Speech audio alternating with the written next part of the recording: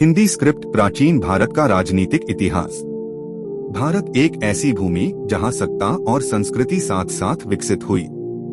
आज हम जानेंगे प्राचीन भारत के राजनीतिक इतिहास की वो यात्रा जो जनपदों से शुरू होकर साम्राज्यों तक पहुंची। वैदिक सभ्यता और जन की अवधारणा, सभा और समिति का महत्व, जनतांत्रिक स्वरूप, राजन का चुनाव और कर्तव्य, ऋग्वेद में वर्णित राजधर्म और नीति,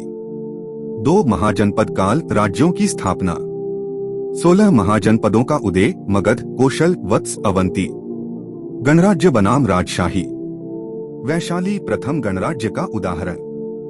युद्ध, विस्तार और कूटनीति का विकास,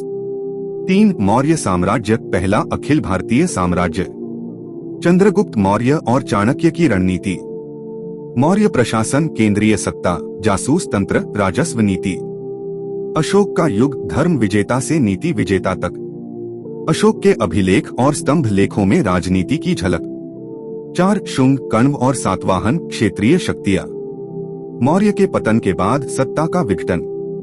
शुंगों द्वारा संस्कृति और ब्राह्मण धर्म का संरक्षण, सातवाहन, दक्षिण भारत की शक्ति और प्रशासनिक संगठन, 5 गुप्त साम्राज्य, स्वर्ण युग, समुद्रगुप्त का राजनीतिक विस्तार, प्रयाग प्रशस्ति, विकेंद्रीकरण के बावजूद स्थायित्व, प्रशासन, नगर व्यवस्था, सैन्य संगठन, कला, साहित्य और विज्ञान में राजनीतिक संरक्षण, 6 हर्षवर्धन और उत्तर भारत की स्थिति, पुष्यभूति वंश का उत्थान, हर्ष का युग, काव्य, संस्कृति और युद्ध नीति, चीनी यात्री ह्वेनसांग का विवरण, सीमित नियंत्रण लेकिन सांस्कृतिक केंद्र की भूमिका। 7 निष्कर्ष।